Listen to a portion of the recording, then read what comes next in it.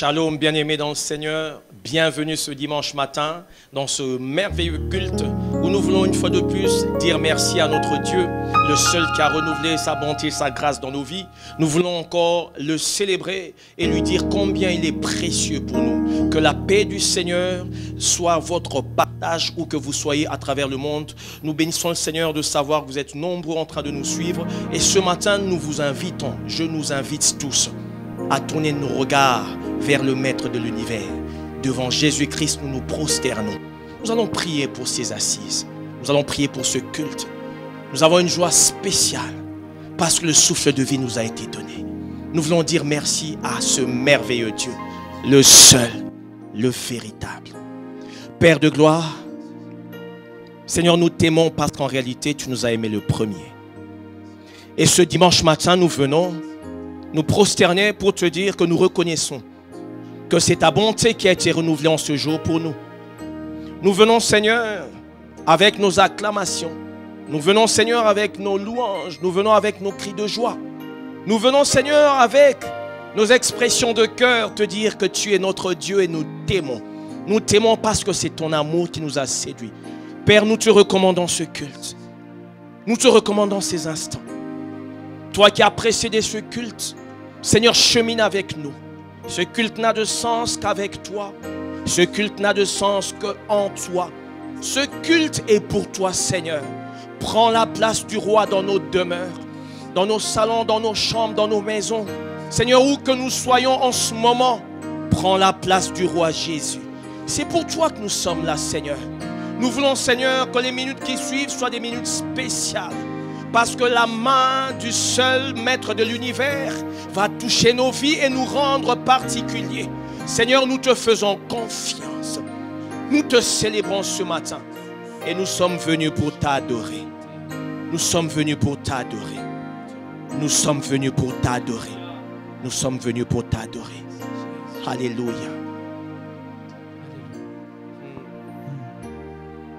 Alléluia. Jésus, Jésus, glorieux Jésus, venu d'en haut, précieux sauveur des hommes. À la croix tu subis la honte pour nous délivrer de la mort. Glorieux Jésus, venu d'en haut, précieux sauveur des hommes. À la croix tu subis la honte pour nous délivrer de la mort.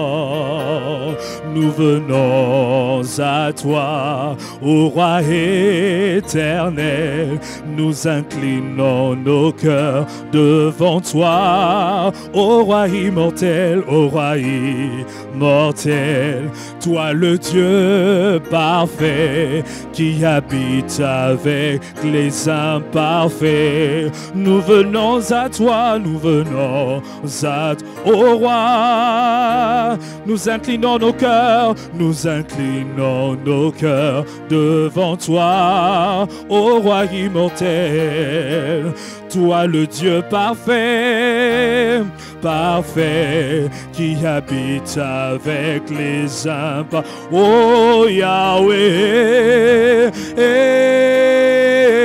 Yahweh, Yahweh,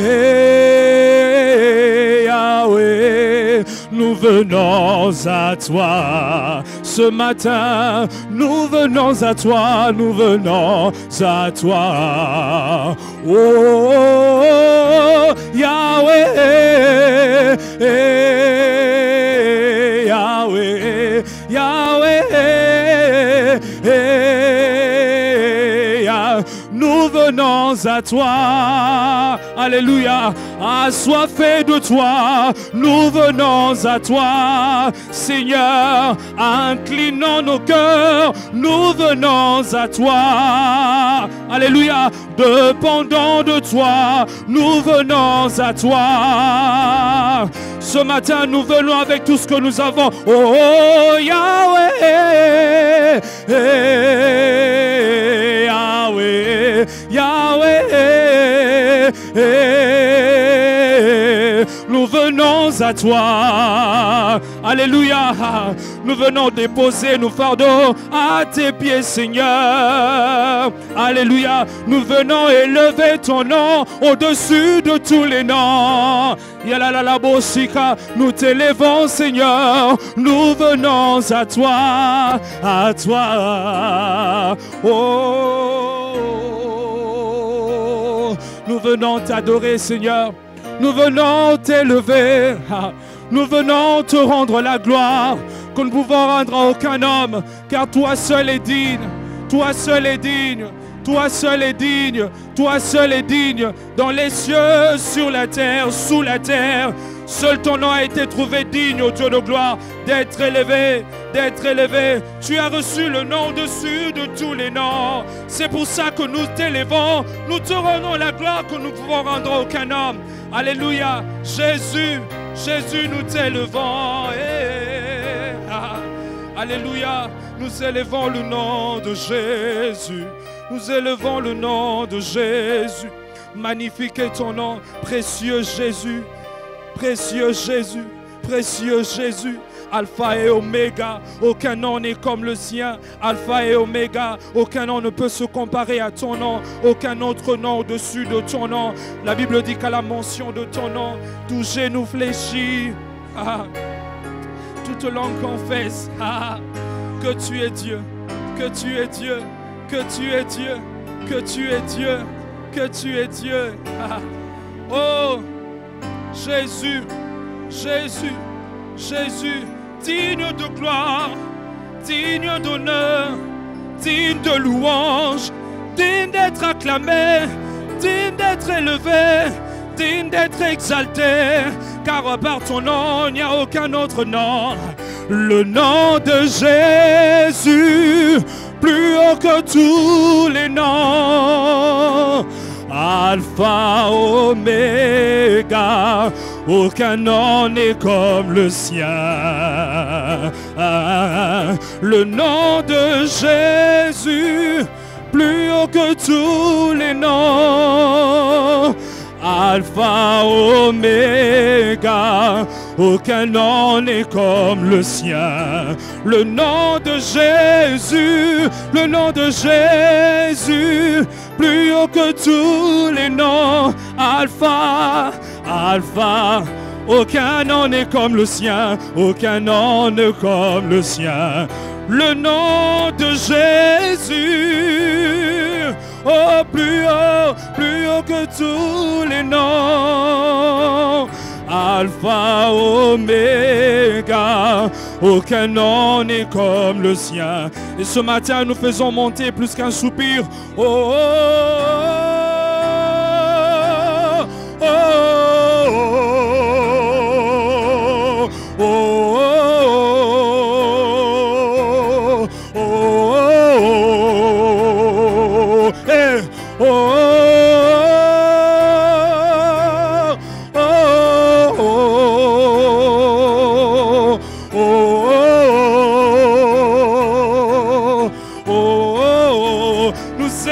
Ton nom plus haut. Oh, oh, oh,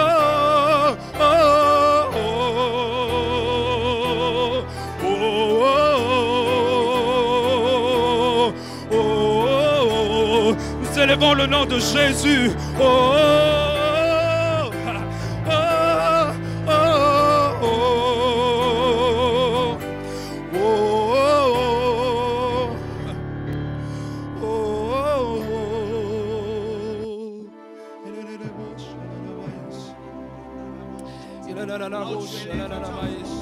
élève le nom de Jésus. Oui, là où tu es, commence à élever le nom de Jésus. Alléluia. Il a reçu le nom qui est au-dessus de tous les noms. Aucun nom ne peut se comparer à son nom. Dans les cieux, sur la terre, sous la terre, aucun nom ne peut égaler le nom de notre Dieu. Jésus. Rabakanderebo Sata. Comment on n'est pas élevé. Marekebo Shata. Sikamarebo Kosia.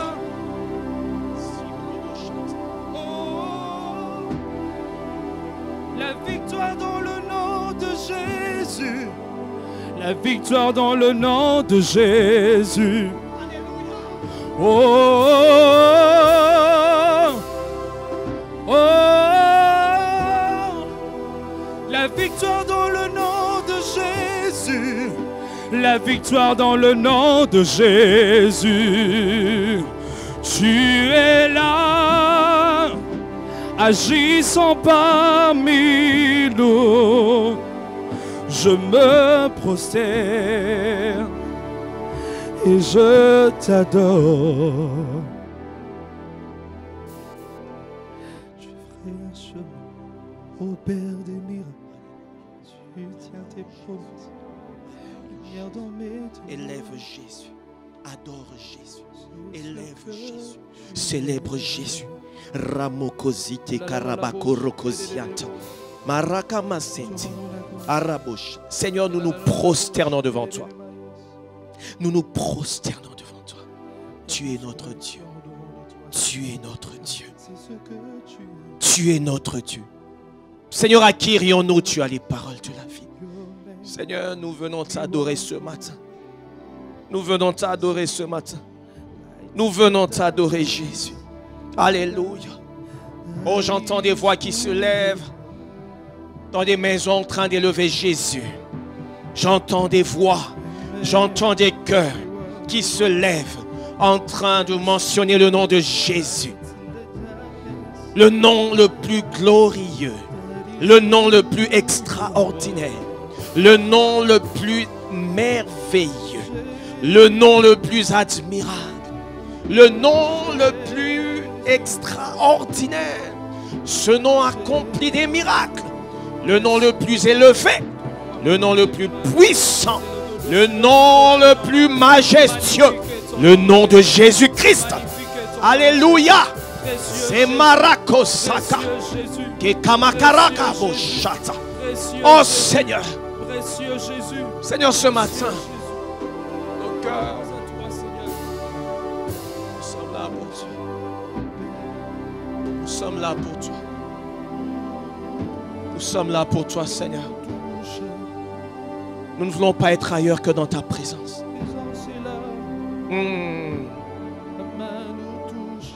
Oui, elle nous touche dans nos maisons. Ta main nous touche. Sa main nous touche. Sa main nous touche. Alléluia. Sa présence est là.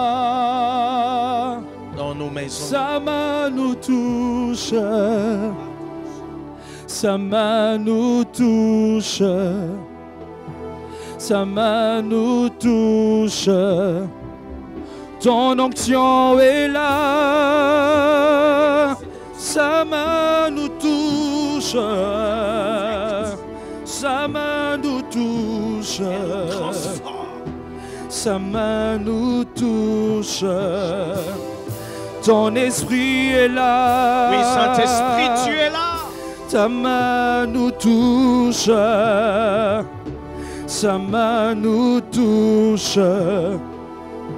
Sa main nous touche. Là où l'homme ne peut nous toucher, tu nous touches. C'est ta présence. Jésus, tu Qui nous d'autre touches. peut la contester? Seigneur, là où Lorsque ta présence les nous hommes touche, échouent, elle est ta main différente. nous touche. Là où la main de l'homme ne peut arriver, il est dit de ta main, elle n'est pas courte pour sauver. Seigneur, que ta main nous touche ce matin. Qu'elle commence à nous toucher. Toucher.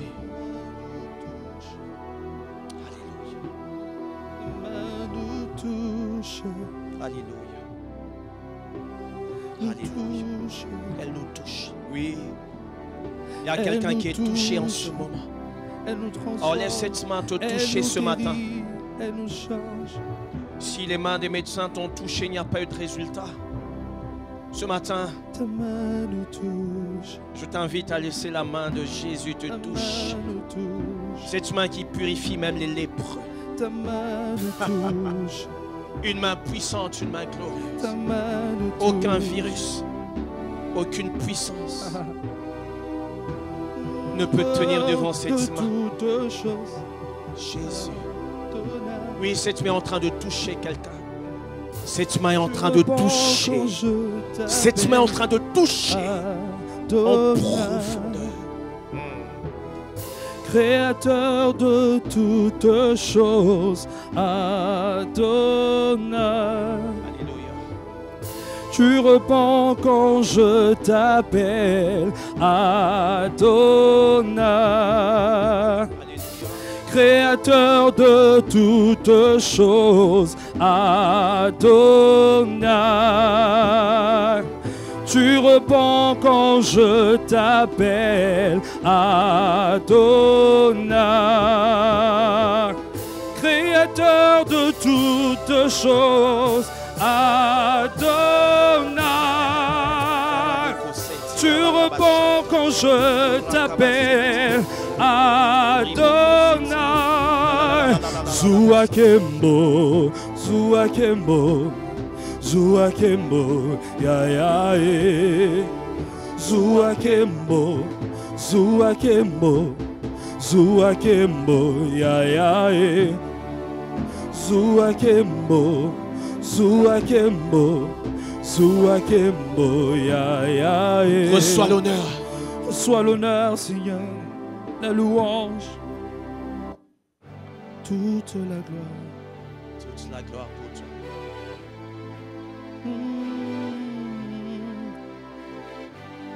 Oh. Alléluia. Bien-aimés dans le Seigneur, dans cette atmosphère d'adoration, nous voulons prier pour la parole.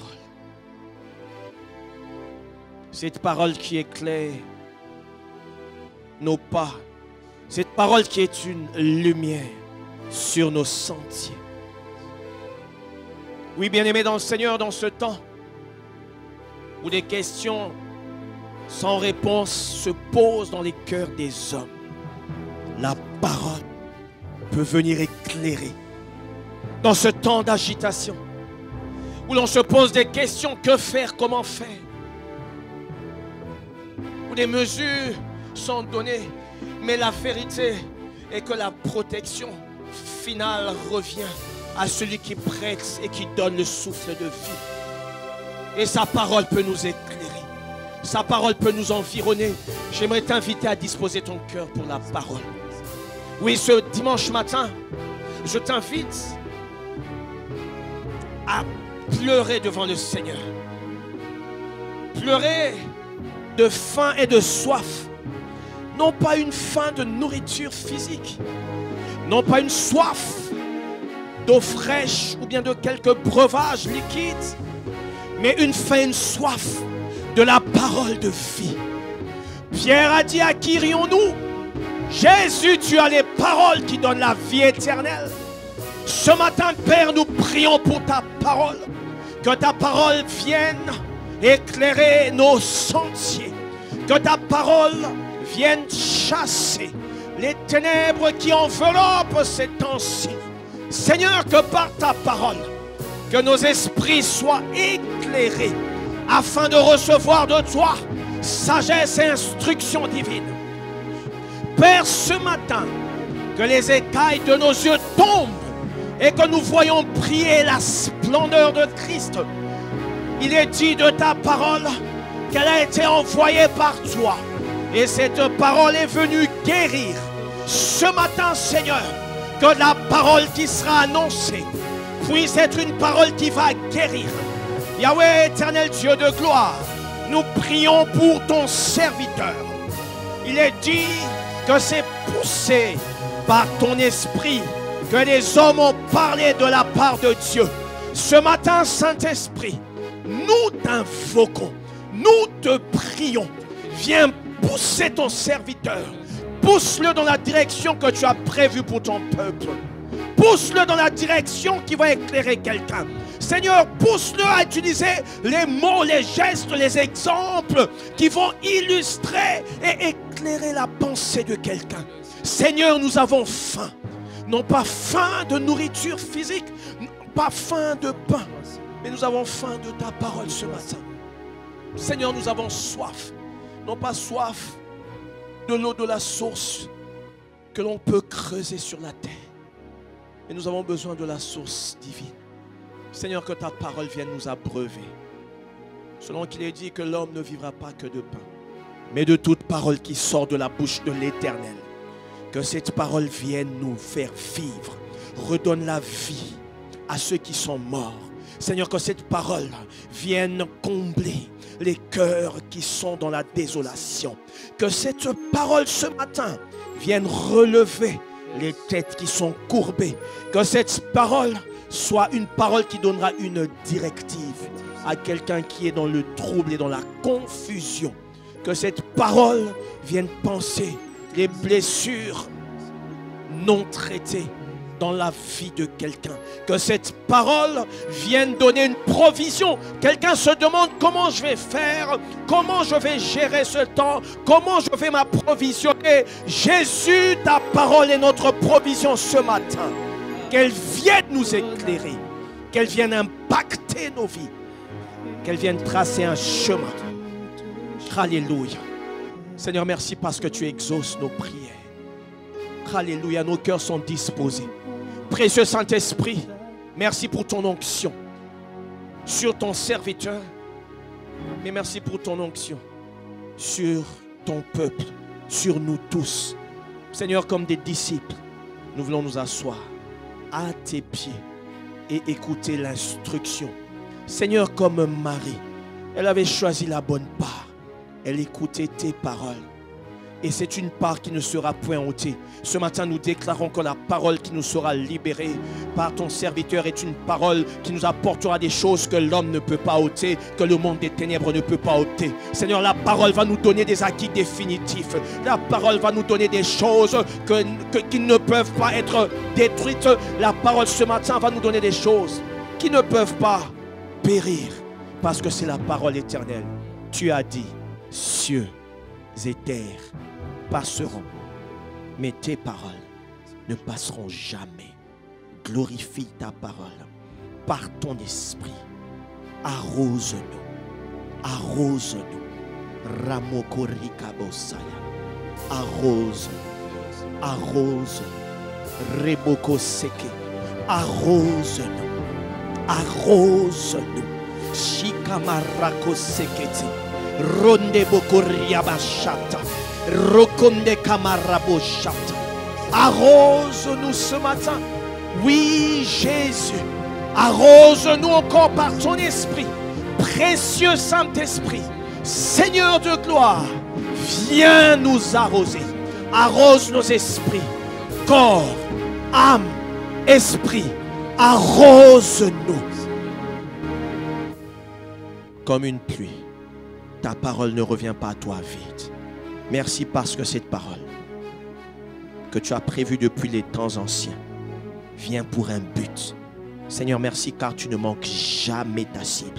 Que quelqu'un qui nous suit en ce moment prépare son cœur, parce que cette parole, je vois l'image d'une flèche, une flèche qui perce un cœur.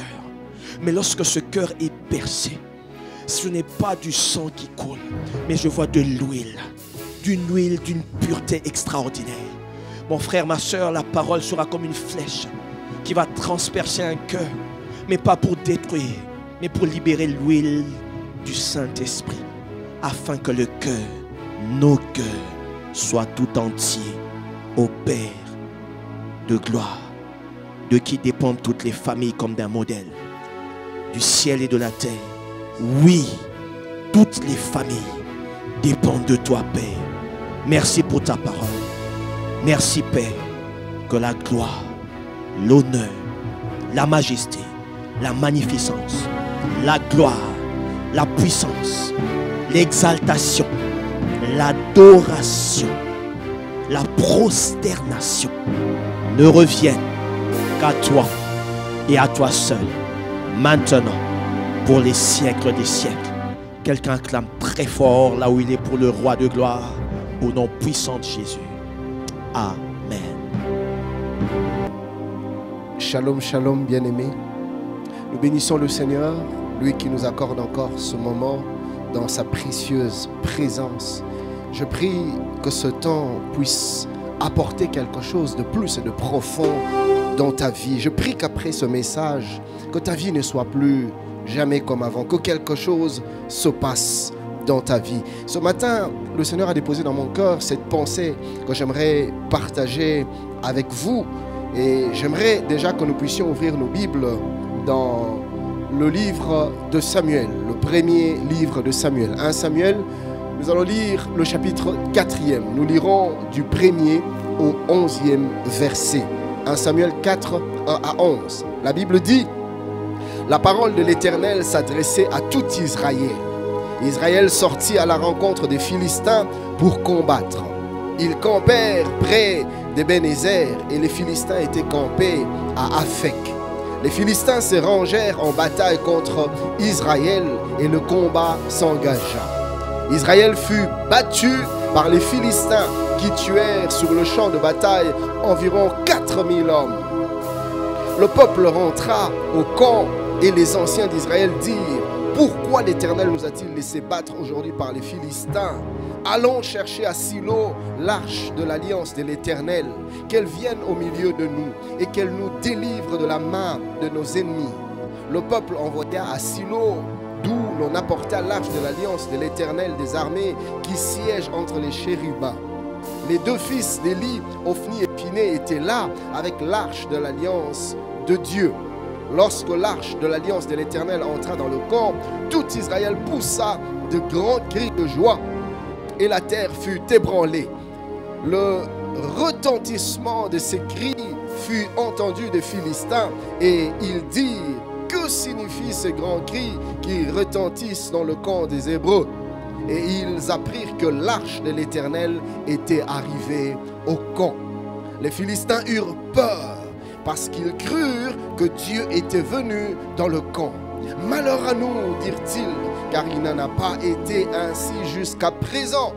Malheur à nous, qui nous délivrera de la main de ces dieux puissants? Ce sont ces dieux qui ont frappé les Égyptiens de toutes sortes de plaies dans le désert. Fortifiez-vous et soyez des hommes philistins, de peur que vous ne soyez asservis aux Hébreux comme ils vous ont été asservis. Soyez des hommes et combattez. Les Philistins livrèrent bataille et Israël fut battu. Chacun s'enfuit dans sa tente. La défaite fut très grande et il tomba d'Israël 30 000 hommes de pied. L'arche de Dieu fut prise et les deux fils d'Élie, Ophni et Phiné, moururent. Amen. Bien-aimés, ce matin, j'aimerais parler avec vous autour de ce thème, partager avec vous autour de ce thème, quand les Philistins nous assaillent. Quand les Philistins nous assaillent. Que représentent les Philistins? Qui sont les Philistins? Bien aimés, les Philistins sont ce peuple qui à l'époque habitait dans la Palestine. Et comme la Bible nous le montre à plusieurs endroits, les Philistins ont été des ennemis, en tout cas parmi les grands ennemis des enfants d'Israël. Et la Bible nous montre à plusieurs reprises comment est-ce qu'ils ont eu de conflits, de combats plutôt, avec les enfants de Dieu, le peuple de Dieu. Et nous devons savoir que d'une manière générale, les Philistins dans nos vies représentent les oppositions, les adversités, les luttes, le combat de nos ennemis, de nos adversaires, le combat du malin, le malin qui ne cherche rien d'autre que notre malheur, que notre fin, que notre destruction.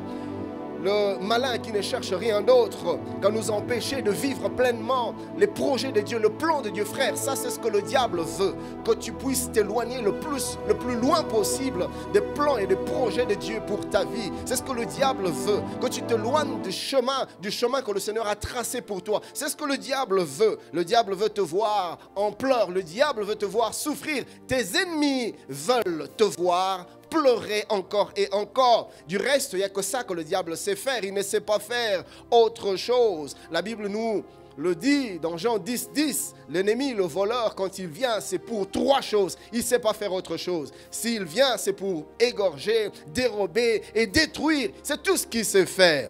Et la Bible nous dit dans 1 Pierre 5, 8, soyez sobres, veillez. Pourquoi? Parce que votre adversaire, le diable, rôde comme un lion rugissant, cherchant qui il dévorera. C'est tout ce qu'il veut, nous dévorer, nous détruire, mettre fin avec notre vie.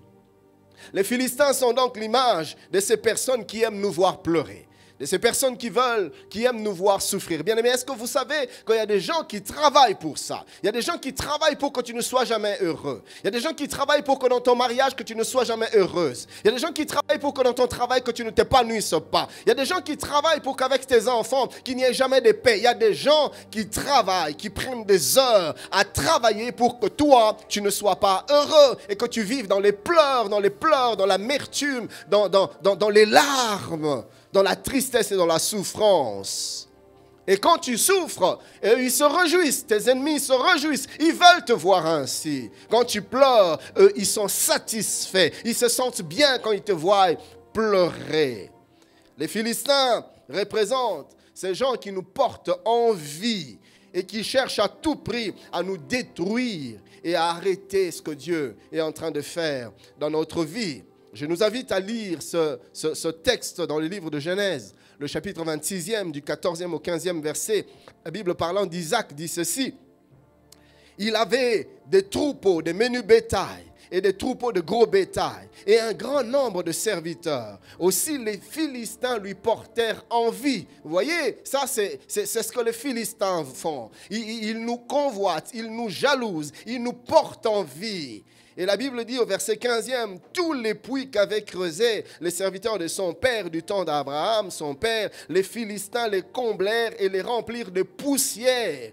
Les ennemis veulent détruire notre héritage. La Bible nous dit dans le livre de Juges, le chapitre 16e, le verset 5e, les Philistins, les princes plutôt des Philistins montèrent vers elle et lui dirent, on est en train de parler ici de l'histoire de Samson, comment est-ce que les Philistins ont corrompu l'esprit de Delilah, la femme que Samson aimait, pour le pousser à la destruction. La Bible dit, ils lui dirent plutôt, flatte-le pour savoir d'où lui vient sa grande force et comment nous pourrions nous rendre maîtres de lui. Nous le lierons pour le dompter et nous te donnerons chacun 1100 cycles d'argent. Bien-aimé, les ennemis de ta vie travaillent pour ta destruction. Les ennemis de nos nations travaillent pour notre destruction. Les ennemis du genre humain travaillent pour que l'homme vive dans la détresse, loin de plan de Dieu. Vous serez étonnés d'apprendre de complots qui se passent par-ci et par-là contre les hommes, contre les individus, contre les familles, contre les hommes de Dieu. Vous serez étonnés d'apprendre des complots qui se passent, frère, contre les nations. Oui, il y a des complots contre des nations, détruire des nations entières. Que ces nations ne s'épanouissent pas. Il y a des complots, frère. Voilà pourquoi nous, Église, nous ne devons pas dormir, mais nous devons veiller et crier à l'Éternel. Les Philistins représentent troisièmement aussi des personnes que Dieu utilise pour nous éprouver. Oui, quelquefois, le Seigneur utilise aussi les Philistins pour nous éprouver, pour nous tester, pour voir ce qu'il y a au-dedans de nous, pour nous mettre à l'épreuve. Les situations de la vie qui nous arrivent, quelquefois Dieu les permet pour nous mettre à l'épreuve. La Bible dit dans Juges 3, 1 à 4, voici les nations que l'Éternel laissa pour éprouver par elles Israël. Tous ceux qui n'avaient pas connu toutes les guerres de Canaan, il voulait seulement que les générations des enfants d'Israël connussent et apprirent la guerre, ceux qui ne l'avaient pas connue auparavant. Ces nations étaient les 5 princes des Philistins, tous les Cananéens, les Sidoniens, les Éviens qui habitaient la montagne du Liban depuis la montagne des Baal-Hermon jusqu'à l'entrée des Hamath. Ces nations servirent à mettre Israël à l'épreuve afin que l'Éternel sût s'ils obéiraient au commandement qu'il avait prescrit à leur père par Moïse. Quelquefois, Dieu permet que les Philistins nous assaillent pour nous éprouver, pour voir jusqu'où on est attaché à lui, pour voir jusqu'où on est fidèle, pour voir jusqu'où nous nous soumettons à sa parole, pour voir jusqu'où nous nous soumettons à sa volonté. Bien-aimés, les choses ne seront pas toujours roses dans notre vie. Les choses ne seront pas toujours gaies. Il arrivera de moments où le Seigneur permettra que les Philistins nous assaillent. Pourquoi? Parce que Dieu veut voir jusqu'où nous sommes attachés à lui. Sommes-nous attachés à Dieu seulement parce que tout va bien, parce que Dieu nous bénit, parce que Dieu nous visite, parce que Dieu nous fait du bien? Ou nous sommes-nous aussi prêts à demeurer attachés à Dieu, peu importe les circonstances de la vie, peu importe ce qui nous arrive, peu importe les choses que Dieu permet? Sommes-nous prêts à rester fidèles à Dieu ou nous sommes prompts à le trahir, à nous éloigner de lui, à nous révolter dès que des choses ne marchent pas? Frères bien-aimés, comme je le dirai un peu plus loin, je ne suis pas trop partisan de cet évangile bon marché, c'est-à-dire avec Jésus tout ira toujours bien. Oui, je le crois, notre Dieu tient toutes choses entre ses mains et il nous conduit de manière à ce que tout puisse concourir à notre bien. Mais il arrive de moments aussi, Dieu permet que des Philistins nous assaillent. Pourquoi? Parce qu'il veut voir jusqu'à quel niveau nous sommes attachés à lui. Église, en ce temps d'épreuve, Dieu veut voir jusqu'à quel niveau nous sommes attachés à lui. Notez ces deux vérités importantes à savoir. Premièrement, être enfant de Dieu ne nous épargne pas des attaques du malin. Oui, j'aimerais le dire et le redire. Être enfant de Dieu ne nous épargne pas des attaques du malin. Ce n'est pas parce que nous sommes devenus chrétiens que l'ennemi ne va plus nous déranger, que l'ennemi ne va plus nous embêter, que l'ennemi ne va plus nous attaquer. Non! Nous ne sommes pas à l'abri des attaques de nos ennemis. Nous ne sommes pas à l'abri des attaques du malin. La Bible dit dans 1 Pierre 4, 12, « Bien-aimés, ne soyez pas surpris comme d'une chose étrange qui vous arrive de la fournaise qui est au milieu de vous pour vous éprouver. » Le même texte dit dans français courant, « Mes chers amis, ne vous étonnez pas d'être en plein feu de l'épreuve, comme s'il vous arrivait quelque chose d'anormal. » Vous voyez, la Bible est en train de nous dire que l'épreuve, ce n'est pas quelque chose d'anormal. Il arrivera de moments où Dieu permettra de temps difficiles, où Dieu permettra que tu sois secoué dans ta foi, où Dieu permettra que tu dois secouer peut-être même dans ta santé. Cela est arrivé avec Job. Je suis en train de parler à quelqu'un qui présentement est dérangé par cette maladie ou par autre chose dans sa santé. Ne te dis pas Dieu m'a laissé, ne te dis pas Dieu m'a abandonné. Non, Dieu peut permettre cela dans sa souveraineté. Et la Bible nous dit qu'il fait toutes choses pour un but. Dieu sait pourquoi il a permis maintenant. Garde tes regards tournés vers lui. Des moments d'épreuve peuvent arriver. La Bible dit dans Ésaïe 59, verset 19e, « On craindra le nom de l'Éternel depuis l'Occident et sa gloire depuis le soleil levant. » Écoutez ce qui suit. Quand l'ennemi viendra, la Bible dit comme un fleuve, l'Esprit de l'Éternel le mettra en déroute. La Bible ne dit pas si l'ennemi vient.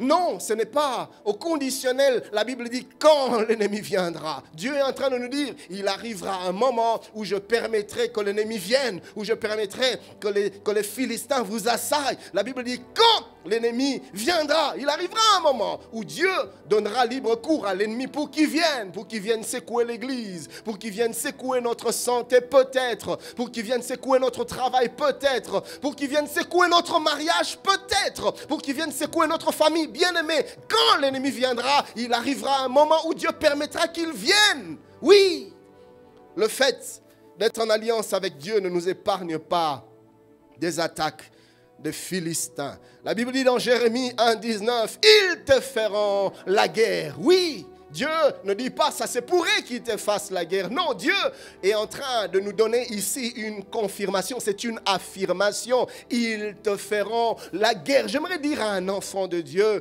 l'ennemi te fera la guerre, tes ennemis te feront la guerre. Mais cela ne veut pas dire que Dieu t'a oublié, cela ne veut pas dire que Dieu t'a abandonné. Pourquoi c'est important de le savoir? Nous avons vu de chrétiens se relâcher. Nous avons vu de chrétiens déprimés. Nous avons vu de chrétiens abandonner le Seigneur, affaiblir dans leur foi et se mettre à marcher dans la désobéissance tout simplement parce que Dieu avait permis à un moment donné de leur vie que les Philistins monte contre eux. Et connaître ces choses, ça nous permet de rester attachés à Dieu, peu importe les événements, peu importe les circonstances. Oui, frère, tu as raison. Ce n'est pas toujours évident. Parler de ça, c'est bien facile, mais le vivre, ce n'est pas évident. Mais je voudrais t'encourager. Reste attaché à Dieu. Il est celui qui a dit, je ne te délaisserai pas, je ne t'abandonnerai pas. Peut-être même au moment où je suis en train de parler, tu as des larmes aux yeux, tu es en train de pleurer parce que tu te rappelles de cet être cher qui vient de partir. Et tu dis, mais Seigneur, pourquoi il est parti? Mais Seigneur, qu'est-ce qui se passe? Il y a des questions auxquelles tu n'as pas de réponse, des événements de ta vie que tu ne comprends pas. Frère, moi non plus, je ne comprends pas. Je ne sais pas te dire pourquoi Dieu le fait. Mais ce que je sais, c'est que Dieu permet des moments d'épreuve pour tester notre foi. Et du reste, nous devons savoir que le fait d'être en alliance avec Dieu nous attire davantage de combats. Oui, oui, oui. Frère, combien de fois n'avons-nous pas entendu des gens dire, quand je n'étais pas encore dans le Seigneur, quand je ne connaissais pas encore le Seigneur, j'étais bien, je vivais en paix, je n'avais pas tout ce problème. Mais depuis le jour où je me suis engagé à marcher, à suivre le Seigneur, j'ai comme l'impression que tous les combats du monde se sont érigés vers moi. J'ai comme l'impression que tous les ennemis se sont levés contre moi. Oui, c'est normal. Parce que jusque-là, tu marchais avec l'ennemi. Tu n'étais pas pour lui un danger, tu étais dans son camp. Mais le jour où tu as décidé de donner ta vie à Jésus, tu as changé de camp et tu es devenu un ennemi. C'était une déclaration de guerre. La Bible dit dans 2 Samuel 5, 17, les Philistins apprirent qu'on avait oint David pour roi sur Israël et ils montèrent tous à sa recherche. Vous voyez, on a comme l'impression qu'aussi longtemps que David n'avait pas encore reçu l'onction de Dieu, les Philistins ne le regardaient pas. La Bible dit les jours où ils apprennent que l'onction est sur David, les jours où ils apprennent que Dieu a choisi David, les jours où ils apprennent que David est entré dans une nouvelle saison de sa vie avec le Seigneur, ces jours-là, ils se décident de monter et lui faire la guerre. Bien-aimé, jusque-là tu étais tranquille. Mais quand le Seigneur te visitera, quand le Seigneur te bénira, en ce moment-là, les combats vont se lever dans ta vie. Oui, la visitation vient aussi avec ces combats. Et du reste, la Bible dit que je dresse devant toi, il dresse devant moi une table en face de mes adversaires. J'ai aimé ce qu'un homme de Dieu a dit. Quand tu vois les adversaires devant toi, c'est un signe qu'il y a une table que Dieu a dressée. À chaque fois que Dieu dresse une table, les ennemis se lèvent au devant de toi. Frère, reste attaché au Seigneur.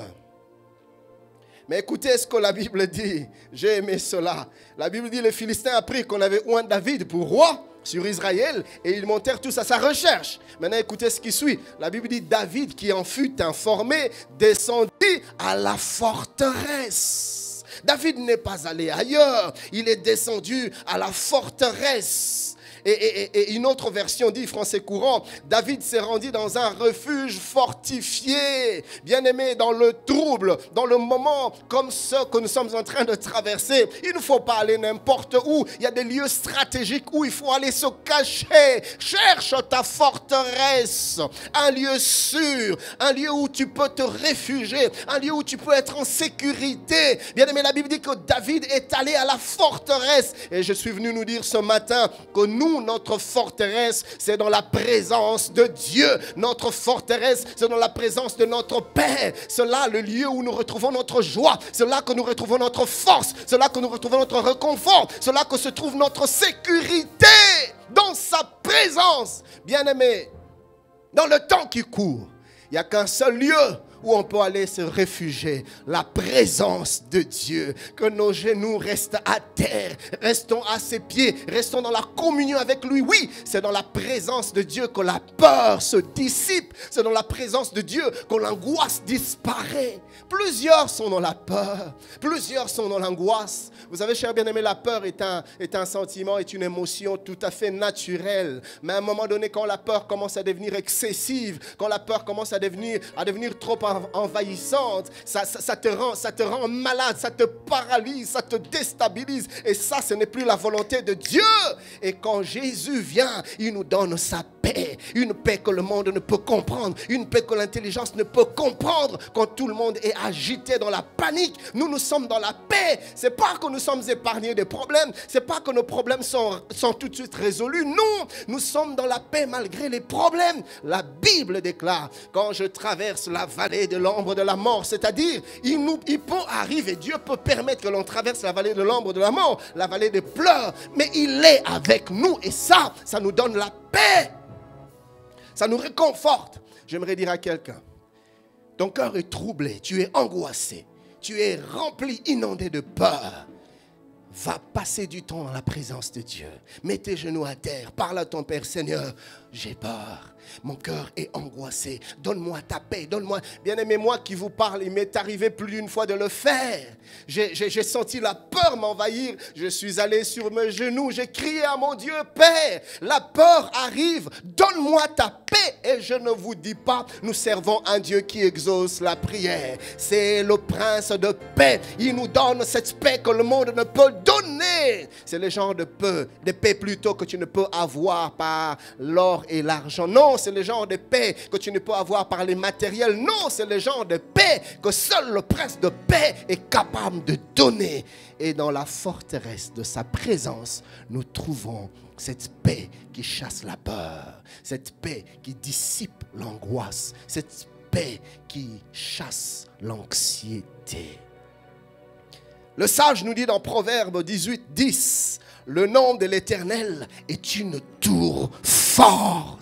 Le juste s'y réfugie et se trouve en sûreté, en sécurité. Notre tour forte, notre forteresse, notre lieu de refuge, c'est dans la présence de notre Père.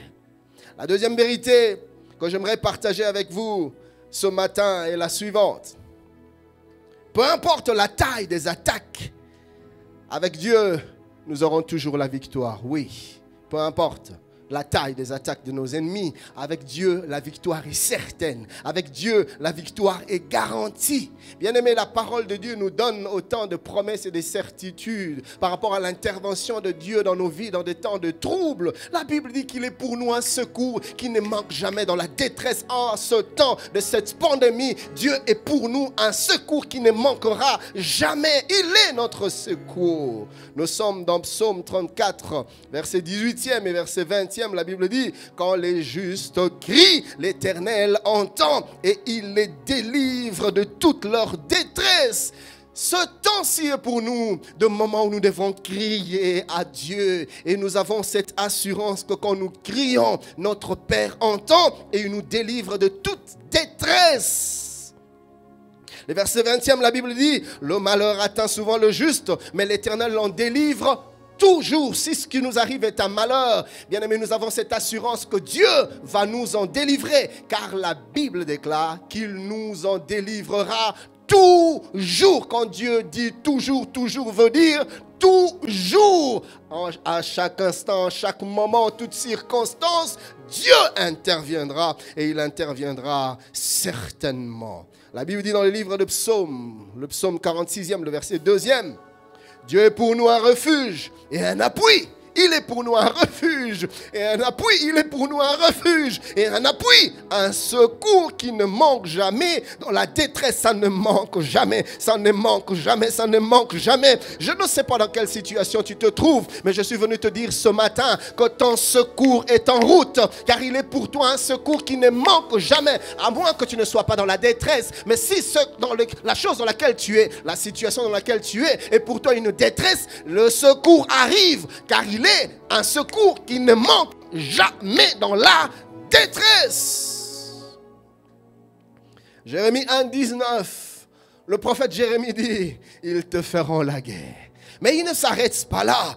La Bible dit, mais ils ne te vaincront pas. Frère, cette histoire ne nous écrasera pas. Cette histoire ne nous vaincra pas. Dieu a fait la promesse. Pourquoi? Pas parce que nous sommes forts, non. La Bible dit, car je suis avec toi pour te délivrer, dit l'Éternel. Notre force se trouve en Dieu, en face de nos Philistins, en face de nos ennemis, en face de nos oppressions, que ce soit des oppressions matérielles, des oppressions psychologiques, des oppressions spirituelles, peu importe le type, le genre d'attaque, la Bible dit qu'ils ne nous vaincront pas, car Dieu sera lui-même là pour nous délivrer, dit l'Éternel.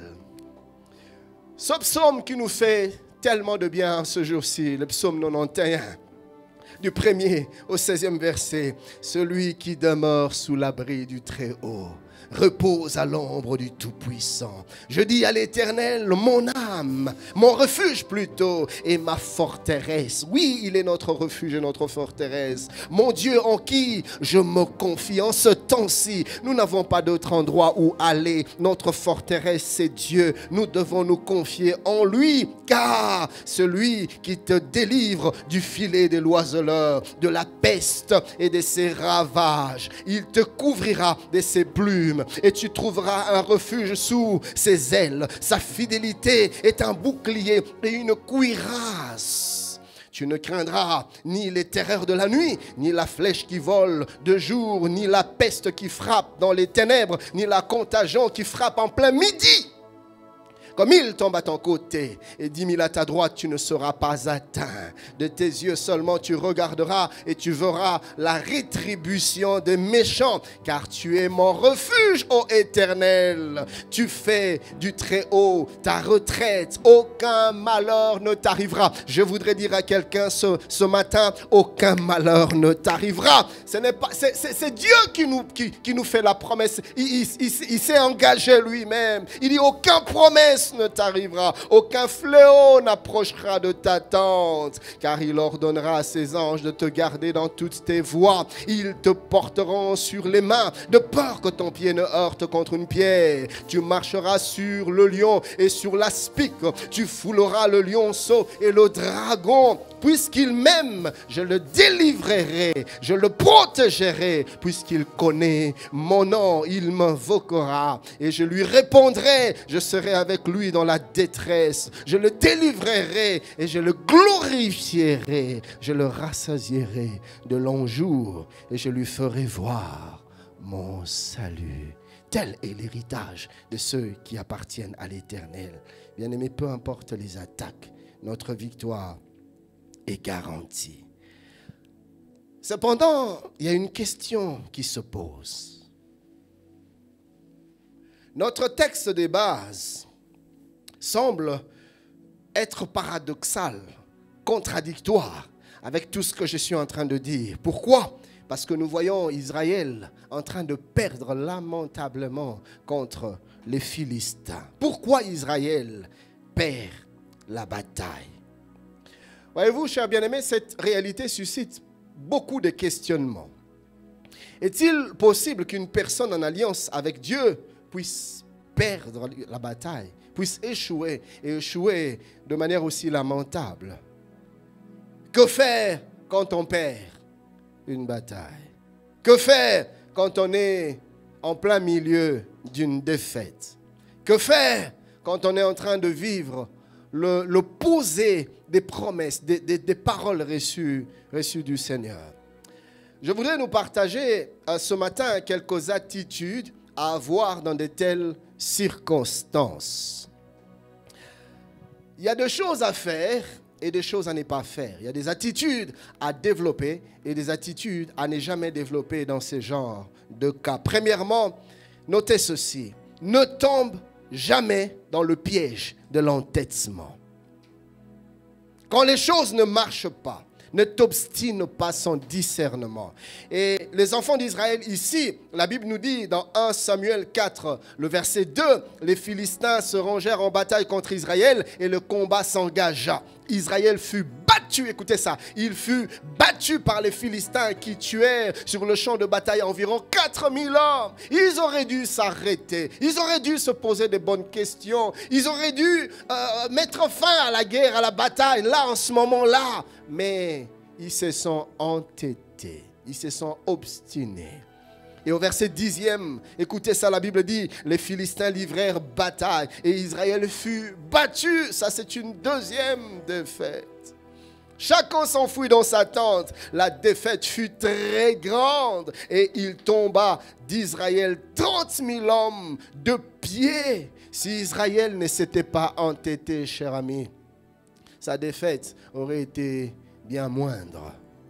L'entêtement, notez ça, l'entêtement nous expose toujours à des dégâts considérables et des fois même irrécupérables, des dégâts qu'on ne peut pas réparer. Cela m'a rappelé l'histoire du roi Akab. Si vous lisez 1 Roi, le chapitre 22e, vous allez voir cela. Akab veut aller en guerre, le prophète Michée lui dit, ne va pas, Dieu n'est pas avec toi dans cette affaire. Et lui-même, il connaissait la pensée de Dieu, il connaissait la volonté de Dieu, et il s'est entêté. Et la Bible nous montre la fin du roi Akab. À un moment donné, il a été atteint par la flèche et le sang qui coulait sur son char. Et il demande à celui qui conduisait son char de le sortir du champ de bataille. Mais c'était déjà trop tard. Et quelque temps plus tard, il est décédé sur le champ de bataille. Quelque chose qu'il aurait pu éviter. Mais qu'est-ce qui s'est passé? Il est tombé dans le piège de l'entêtement, frère. Quelquefois, quand les choses ne marchent pas, apprends à t'arrêter et à te poser de bonnes questions. Ne t'obstine pas. Tu sens qu'une porte est fermée. Ne résiste pas. Arrête-toi et pose-toi de bonnes questions. De questions que tu devras poser à Dieu. De questions que tu devras te poser à toi-même. Ne t'entête pas. L'entêtement risque de te faire tomber dans plusieurs choses. En ce moment-là, tu te mets à faire des choses selon toi-même, à développer tes propres stratégies. En ce moment-là, tu commences à te croire plus intelligent et plus sage que Dieu. Tu commences à croire que tu peux t'en sortir par toi-même. La deuxième attitude qu'il ne faut pas développer quand, dans le combat, tu sens que tu perds bataille. Ne sois pas prompte à faire des reproches à Dieu. Oui, il y en a qui sont allés plus loin, jusqu'à maudire Dieu. Un peu comme la femme de Job, qui disait à son mari dans Job 2:9, « Maudit Dieu et meurs, parce que les choses ne marchent pas. » On sent qu'on est dans une épreuve trop lourde à porter. Il dit, mais maudit Dieu. Voyez-vous, chers bien-aimés, si la femme de Job est arrivée à lui demander de maudire Dieu, cela veut dire qu'elle-même, dans son cœur, avait déjà sérieusement maudit Dieu. Ça, c'est un piège. Quand les choses ne marchent pas, quand ce qu'on espérait n'arrive pas, quand on est dans le feu de l'épreuve, on a tendance à faire des reproches à Dieu. La Bible dit dans Ésaïe 40, 27, « Pourquoi dis-tu, Jacob? Pourquoi dis-tu, ma destinée est cachée devant l'Éternel, mon droit passe inaperçu devant mon Dieu? Seigneur, tu m'as abandonné. » J'ai entendu des gens le dire. « Seigneur, pourquoi tu m'as délaissé? Pourquoi tu m'as abandonné? Seigneur, pourquoi tu as détourné de moi ton visage? Père, tu ne me vois plus. » J'ai entendu des gens dire, « Pasteur, Dieu ne me connaît pas. Pasteur, Dieu ne m'a jamais aimé. Pasteur, pourquoi Dieu m'a créé? S'il fallait que je vive de telles choses, il est Dieu, il connaissait. Alors pourquoi il m'a créé? J'aurais bien voulu ne jamais naître plutôt que naître et vivre ces choses. Pourquoi Dieu m'a créé? Et on reproche à Dieu. On juge Dieu. On demande de compte à Dieu. Ésaïe 49, 14. Si on disait, l'Éternel m'abandonne, le Seigneur m'oublie. Psaume 77, 10 à 11, la Bible dit, Dieu a-t-il oublié d'avoir compassion? A-t-il dans sa colère retiré sa miséricorde? Je dis, ce qui fait ma souffrance, c'est que la droite du Très-Haut n'est plus la même. Il dit que Dieu a changé. Il dit que la droite de Dieu n'est plus la même. Quelque chose s'est passé. Le Dieu que je connaissais n'est plus le même. Frère, ne tombe pas dans le piège de faire des reproches à Dieu quand tu passes par de moments pénibles, de moments difficiles. Bien-aimé, peu importe ce qui t'arrive, garde-toi de parler en mal de Dieu. Notre Dieu reste Dieu. Troisième attitude que j'aimerais vous partager ce matin. Garde-toi de te servir de Dieu comme d'un fétiche. Oui, Garde-toi de te servir de Dieu comme d'un fétiche. Souvent, nous voulons nous servir de Dieu comme un fétiche, comme on ferait chez le féticheur. Écoutez ça. Nous sommes dans notre texte de base. 1 Samuel 4, 3 à 5. La Bible dit, « Le peuple rentra au camp et les anciens d'Israël dirent, « Pourquoi l'Éternel nous a-t-il laissé battre aujourd'hui par les Philistins? Allons chercher à Silo l'arche de l'alliance de l'Éternel, qu'elle vienne au milieu de nous et qu'elle nous délivre de la main de nos ennemis. » Le peuple envoya à Silo, d'où l'on apporta l'arche de l'alliance de l'Éternel des armées qui siège entre les chérubins. Les deux fils d'Éli, Ophni et Phiné, étaient là avec l'arche de l'alliance de Dieu, verset 5e. Lorsque l'arche de l'alliance de l'Éternel entra dans le camp, tout Israël poussa de grands cris de joie et la terre en fut ébranlée. Verset 10e. Les Philistins livrèrent bataille et Israël fut battu. Chacun s'enfuit dans sa tente. La défaite fut très grande et il tomba d'Israël 30 000 hommes de pied. Verset 11e. L'arche de Dieu fut prise et les deux fils d'Éli, Ophni et Phiné, moururent. Qu'est-ce qui s'est passé? Alors que l'arche de l'alliance est là, image et représentation de la présence de Dieu. Frères, nous savons que quand l'arche vient, des choses se passent. Rappelez-vous de cette histoire de 2 Samuel 6, 11 à 12. Quand l'arche est entrée dans la maison d'Obed-Édom, la maison d'Obed-Édom a été bénie en 3 mois comme jamais avant. Et les gens en ont tellement parlé que même le roi a entendu parler de cette histoire, de ce qui se passait dans la maison de cet homme à cause de la présence de l'arche. Car quand l'arche vient, Dieu vient avec l'arche. Quand l'arche est là, c'est la main de Dieu qui est là. Quand l'arche est là, Dieu intervient en notre faveur. Et voilà que contre les Philistins, Israël perd une première fois la bataille. Et il se dit, allons chercher l'arche de l'alliance, l'arche du témoignage. Et voilà l'arche venir. L'arche est là. Et le peuple se met à crier. Et c'était des moments de louange, des moments de clameur. Et le peuple criait si fort que de loin, là où les Philistins étaient, ils ont entendu le retentissement de leur clameur, de leur cri de joie. Au point qu'ils ont eu peur. Et ils se sont renseignés, on leur a dit, l'arche de l'Éternel est venue au milieu de son peuple. La Bible dit que les Philistins ont eu peur. Ils se sont dit, fortifiez-vous. C'était pas comme ça autrefois. Maintenant, les choses seront différentes parce que l'arche est là. Et pour eux, quand l'arche est là, Dieu est là. Et ils se sont rappelés de ce que Dieu a fait aux Égyptiens autrefois. Mais regardez ce qui se passe. Le peuple perd la bataille malgré la présence de l'arche. Écoutez ces deux affirmations. La première est la suivante. Nous devons servir Dieu et non nous servir de Dieu. Suis-je en train de parler à quelqu'un? Nous devons servir Dieu et non nous servir de Dieu. Notre Dieu n'est pas comme ces idoles ou ces fétiches qu'on ne consulte qu'au besoin.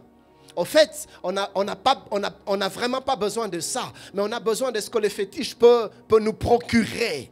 Et quelquefois, nous venons vers Dieu un peu comme allant chez un féticheur chercher quelques gris-gris. Je n'ai pas besoin du féticheur, je n'ai pas besoin de lui du tout. J'ai besoin de ce qu'il peut me donner. Entre moi et lui, il n'y a aucune relation, il n'y a aucune communion. Tout ce dont j'ai besoin, qu'il me donne ce que je désire et je lui donne ce que je lui dois et l'affaire est close.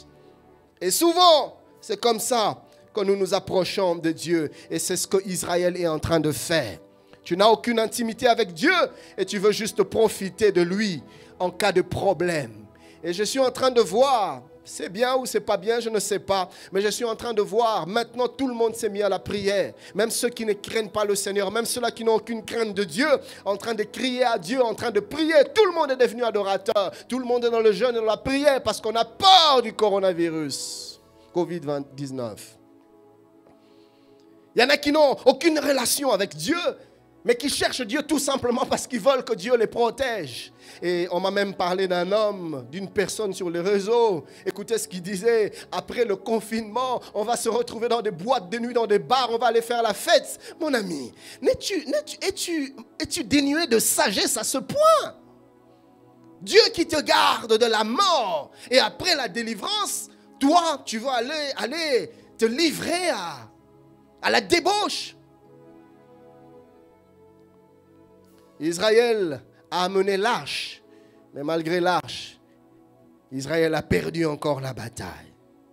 Sachez que vous pouvez avoir l'arche sans jouir des bénéfices de l'arche. Vous pouvez crier le nom de Dieu sans pour autant vivre la puissance du nom de Dieu. Nous sommes dans Matthieu 7, 21. La Bible dit, ceux qui me disent Seigneur, Seigneur n'entreront pas tous dans le royaume des cieux, mais celui-là seul qui fait la volonté de mon Père qui est dans les cieux. Tu peux crier le nom de Dieu sans pour autant vivre la puissance du nom de Dieu, car ce n'est pas un fétiche. Tu peux réciter même le psaume 91, comme on l'a fait tout à l'heure, comme on l'a lu tout à l'heure, on l'a déclaré tout à l'heure, et ne pas jouir des bénéfices de ces glorieuses promesses. Pourquoi? Parce que ce n'est pas un fétiche. Le psaume 91 n'est pas un fétiche. C'est basé sur la relation que tu as avec Dieu. Écoutez, cette deuxième affirmation, notre Dieu est un Dieu relationnel. Il te faut avoir une communion avec lui. Ce n'est pas un fétiche. Le psaume 25, 12 à 14, écoutez ce que la Bible dit. Quel est l'homme qui craint l'Éternel? L'Éternel lui montre la voie qu'il doit choisir. Son âme reposera dans le bonheur et sa postérité possédera le pays. L'amitié de l'Éternel est pour ceux qui le craignent et son alliance leur donne instruction. Tu veux de la faveur de Dieu? Crains Dieu, car son amitié est pour ceux qui le craignent. Psaume 34, 8, la Bible dit, l'ange de l'Éternel campe. Oui, il campe, mais autour de qui? Autour de ceux qui le craignent. Autour de ceux qui craignent Dieu. Et il fait quoi? Et il les arrache du danger. Il arrache qui du danger? Ceux qui craignent l'Éternel. Bien-aimés, en ce temps-ci, Dieu protège son peuple. Dieu protège ceux qui sont en alliance avec lui. Frères, ne soyons pas des profiteurs. Tu as besoin de t'approcher véritablement de Dieu. Israël a amené l'arche.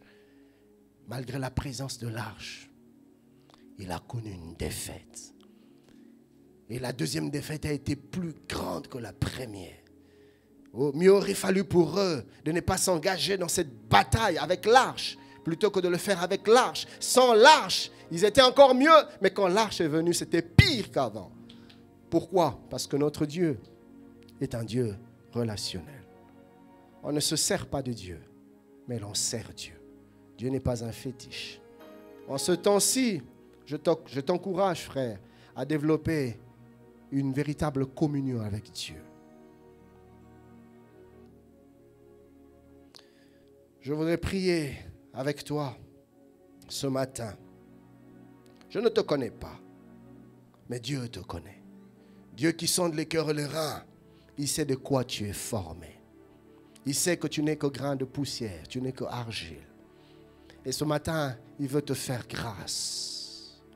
La Bible dit, celui qui cache ses transgressions ne prospère pas. Et celui qui les avoue et les délaisse obtient miséricorde. La Bible dit dans le livre de 2 Chroniques, le chapitre 7, le verset 14e.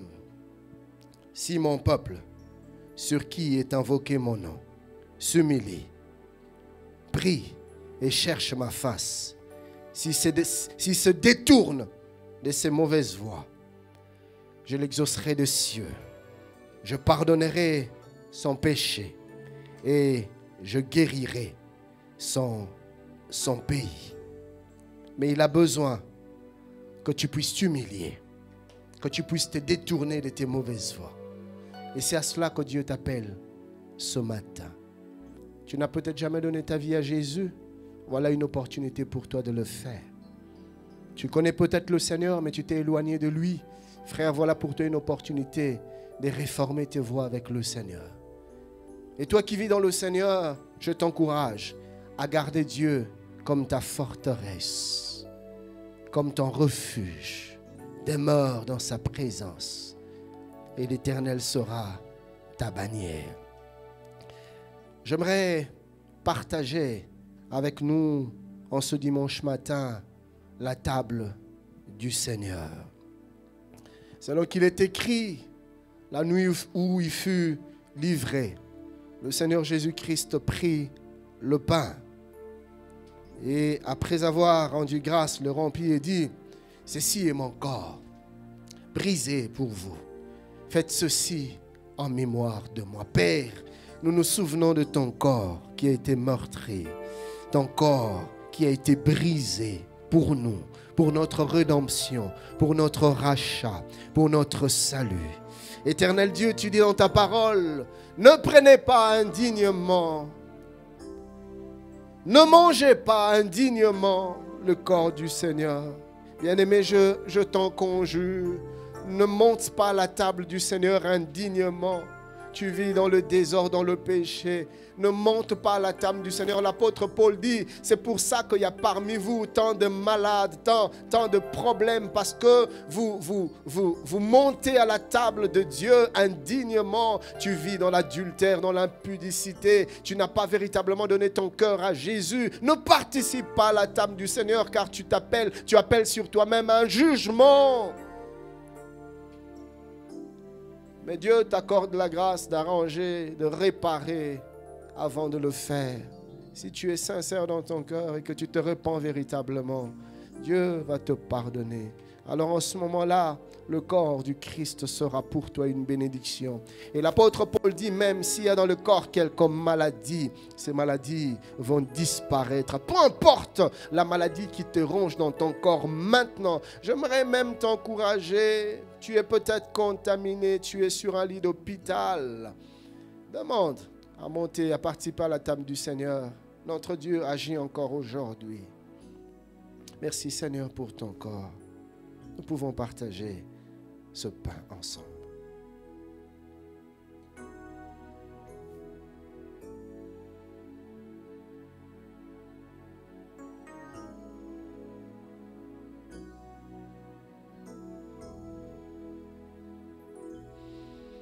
Et de même, après avoir soupé, il prit la coupe, il dit, cette coupe, c'est la coupe de la nouvelle alliance en mon sang. Faites ceci en mémoire de moi. Bien-aimés, nous rendons grâce à Dieu pour son sang qui a coulé. Père, la Bible déclare que sans effusion de sang, il n'y a pas pardon de péché. Nos iniquités ont été expiées parce que ton sang a été répandu. Et ton sang n'efface pas que nos iniquités, mais ton sang nous guérit de toutes nos maladies. Voilà pourquoi, Père, en ce matin, je proclame et je déclare que toute personne qui prend cette coupe est guérie, peu importe la maladie, peu importe le nom de la maladie. Je libère la guérison maintenant au nom de Jésus. Bien-aimés, prenons cette coupe ensemble.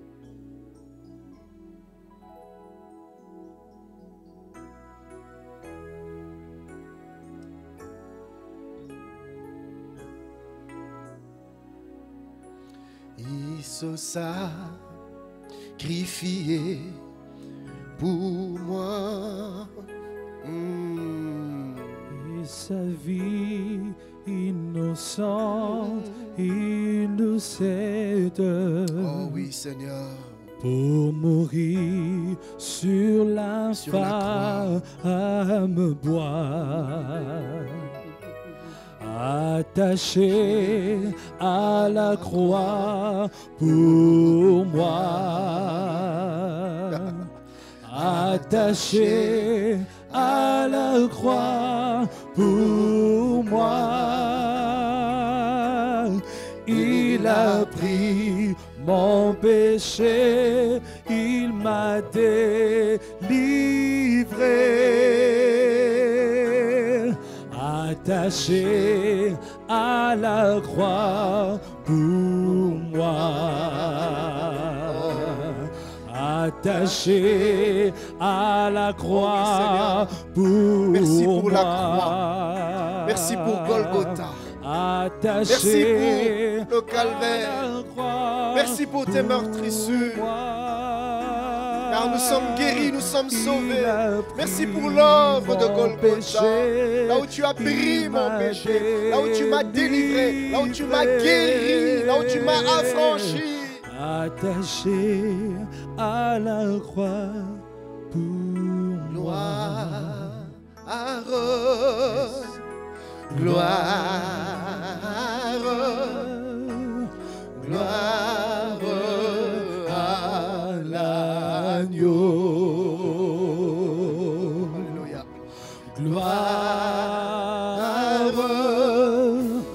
gloire, gloire à l'agneau, car il est glorieux